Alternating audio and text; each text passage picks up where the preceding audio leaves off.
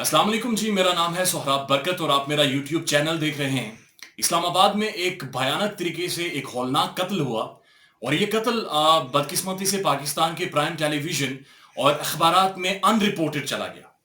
लेकिन अबरारुल हक की एक स्टेटमेंट के बाद ये इशू अब सोशल मीडिया पर जरूर मंजर-ए-आम पर आया है और इस्लामाबाद में जस्टिस फॉर कायनात के नाम से एक बाकायदा सोशल मीडिया कैंपेन भी शुरू कर दी गई है। कायनात तारिक कौन थी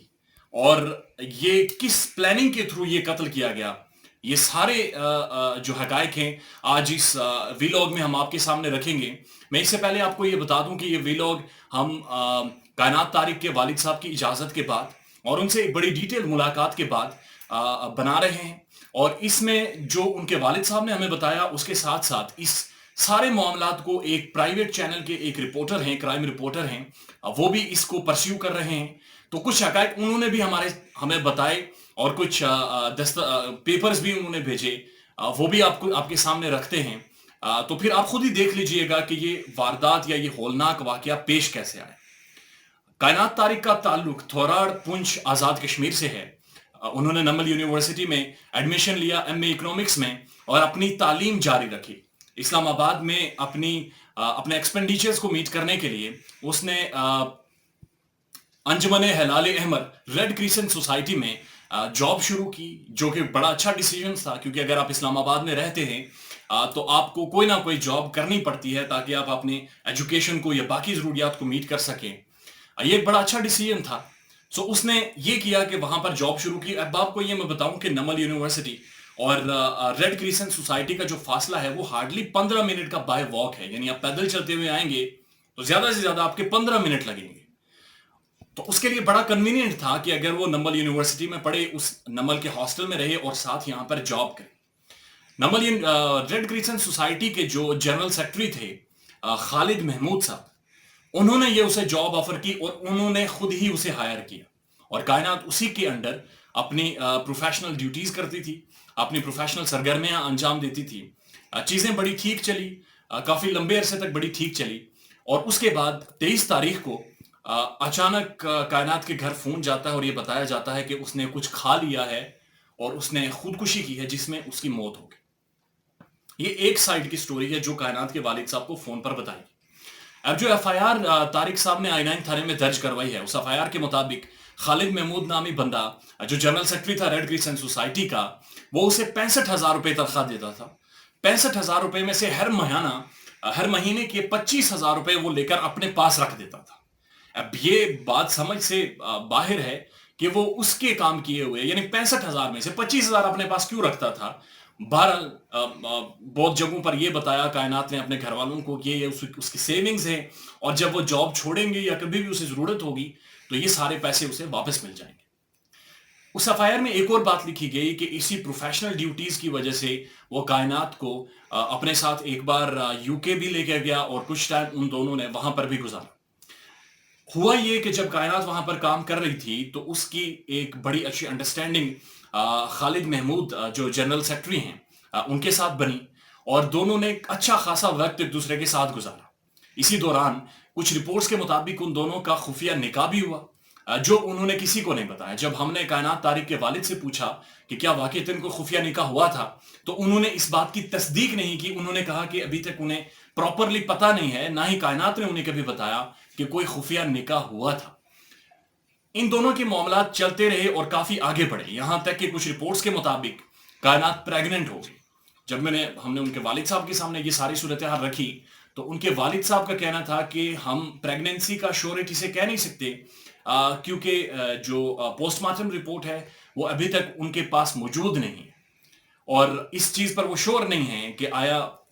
बात इस हद तक पहुंच चुकी थी या नहीं। बहरहाल जो स्पेकुलेशंस हैं या जो हमारे क्राइम रिपोर्टर ने हमें बताया उसके मुताबिक कायनात ने यह बात अपनी वालदा से शेयर की और उसकी वालदा ने उसे कहा कि तुम ऐसा करो कि खालिद महमूद पर दबाव डालो और उसे जोर दो कि वो तुम्हारे साथ अब शादी करे और इस निकाह को सबके सामने लाए। कायनात की अगर आप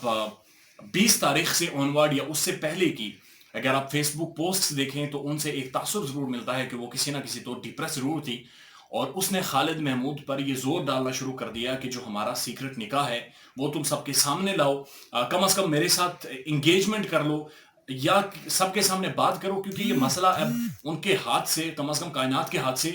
مکمل طور پر نکل چکا تھا۔ اس پر خالد محمود کسی بھی طرح کی بات کرنے پر ہی راضی نہیں تھا، اور جس دن اس کا قتل ہوا، کائنات کا مبینہ طور پر جس دن قتل ہوا 23 نومبر کی وہ دن تھا، کائنات کے والد طارق صاحب کے مطابق 1 بجے کائنات نے اپنے گھر کال کی اور کم از کم 40 منٹ گھر بات کی۔ ان کے والد کے مطابق وہ بڑی خوشگوار موڈ میں تھی اور اس نے سب کے ساتھ بات کی اور بڑا ہنس کھیل کر بات کی۔ 2 بجے سے آنورڈ کیونکہ یونیورسٹیز کورونا کی وجہ سے بند ہیں، تو اس نے نمل یونیورسٹی میں آن لائن کلاس لی، اور اس کی فیلوز کے مطابق وہ آن لائن کلاس میں پریزنٹ تھی، وہ بالکل ٹھیک تھی، وہ اپنی ذہانت کا مظاہرہ کر رہی تھی اور کافی اچھی پارٹیسپیشن تھی اس کی کلاس کے دوران بھی۔ اس کے بعد 5:30 بجے خالد محمود نے اسے کال کر کے ریڈ کریسنٹ سوسائٹی بلایا، یعنی نمل یونیورسٹی کے بالکل سامنے اپنے آفس میں اس نے بلایا، جہاں پر اس نے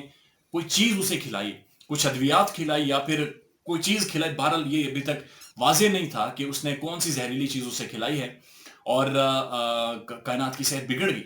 اب میں آپ کو یہاں پر ایک ٹیکنیکل چیز بتا دوں کہ جو خالد محمود تھا، اس نے جب کائنات کی صحت بگڑی اور اس کی ہیلتھ ڈیٹیریوریٹ کرنے لگی اور وہ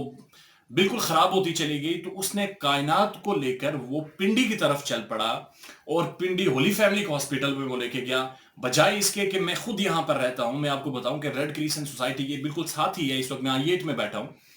ریڈ کریسنٹ سوسائٹی سے لے کر شفا ہاسپٹل جو پاکستان کا بہترین اسپتال ہے، وہاں کا سفر ہارڈلی 1 کلومیٹر کا ہے، یعنی آپ اگر گاڑی پر ہیں تو آپ کے 1.5 منٹ لگنے ہیں۔ اگر وہاں سے ریڈ کریسنٹ سوسائٹی سے اگر آپ پمس جائیں گے، جسے آپ کمپلیکس کے نام سے جانتے ہیں، جہاں پر ایمرجنسی کی بس سہولیات موجود ہیں، تو آپ کے وہ 4 کلومیٹر کا راستہ ہے اور آپ کے ہارڈلی 15 سے 20 منٹ لگتے ہیں۔ لیکن اس نے ان دونوں ہاسپٹلز کے بجائے وہ راولپنڈی کی طرف گیا، 6 روڈ پر کسی ہسپتال لے کے گیا، جو کہ اس وقت چونکہ راولپنڈی میں ایک اوور کراؤڈڈ شہر ہے، وہاں پر رش زیادہ رہتا ہے، ٹریفک زیادہ رہتا ہے، تو جب تک 6 روڈ سے وہ ہولی فیملی اسے دوبارہ پہنچاتے، چونکہ 6 روڈ کے ڈاکٹرز نے اسے لینے سے انکار کر دیا، اسے ہولی فیملی پہنچایا جہاں پر اس کی ڈیتھ ہوئی، یا مبینہ طور پر اس کا قتل ہوا۔ اس کے بعد خالد محمود نامی اس بندے نے اس کی فیملی پر دباؤ ڈالنا شروع کر دیا، اور اثر رسوخ سے اس نے پہلے FIR درج ہونے میں بڑی ہرڈلز پیدا کی، اور اس کے بعد اس باعث شخص نے میڈیا میں یہ واقعہ پوری طرح رپورٹ نہیں ہونے دیا۔ اس کے والد صاحب کے مطابق مجھے ہمارے جو رپورٹر ہیں انہوں نے بتایا کہ انہوں نے طارق صاحب کو 80 لاکھ روپے کی آفر کی کہ آپ ہم سے 80 لاکھ روپے لیں اور اس بات کو ختم کریں، یعنی ہمارے ساتھ ایک ڈیل کر لیں۔ طارق صاحب سے جب ہم نے یہ بات پوچھی تو ان کا کہنا تھا کہ انہوں نے 80 لاکھ روپے کا تو خیر ذکر نہیں کیا، لیکن وہ سارے ہمارے گھر ضرور آئے تھے، اور ان کا رویہ کافی ایسا تھا کہ ہمارے ساتھ کوئی نہ کوئی صلح کر لیں، کوئی درمیانی راستہ نکالیں، یعنی اس کو کسی نہ کسی طور ہینڈل کریں اور اس بات کو اب ختم کریں۔ طارق صاحب خود اسلام آباد میں موجود ہیں، اور وہ کبھی IG اسلام آباد کے چکر لگا رہے ہیں، مختلف پولیس سٹیشنز پر جا رہے ہیں، ان کے بقول پولیس نے انہیں یقین دہانی کرائی ہے کہ وہ مکمل طور پر انہیں سپورٹ کرے گی، اور ہوپفلی ان کے یہ معاملات یا ان کی بچی کو انصاف ملے گا۔ جسٹس فار کائنات ایک سوشل میڈیا مہم ضرور چلی، نمل یونیورسٹی کی جو اسٹوڈنٹس فیڈریشنز ہیں، جو اسٹوڈنٹ کاؤنسل ہیں، وہ ساری سراپائے احتجاج ہیں۔ دیکھتے ہیں کہ آنے والے دنوں میں اس پر کیا مزید ڈیولپنگ سٹوری نکلتی ہے، لیکن یہاں پر یہ سمجھنا بڑا ضروری ہے کہ ہم نے کائنات کو کھو دیا ہے، جسٹس ہو یا نہ ہو، لیکن وہ اب ہمارے بیچ نہیں رہی۔ آپ یقین مانیے، اگر انسان تھوڑا سا انٹلیکچولی فیصلے کرے، تھوڑا سا سمجھداری سے فیصلے کرے، بہت ساری چیزوں کو خفیہ نہ رکھے، کسی کے ساتھ شیئر کرتا رہے، تو وہ بہت ساری ایسی گنونی وارداتوں سے بچ سکتا ہے۔ کیریئرز بھی بن جاتے ہیں، انسان پیسے بھی کما لیتا ہے، نوکریاں بھی مل جاتی ہیں، لیکن اگر زندگی کسی بھی ایک غلطی کی وجہ سے چلی گئی تو دوبارہ نہیں ملتی۔ اپنا بہت سارا خیال رکھیے گا، اور ہمارے چینل کا بھی تھینک یو سو مچ۔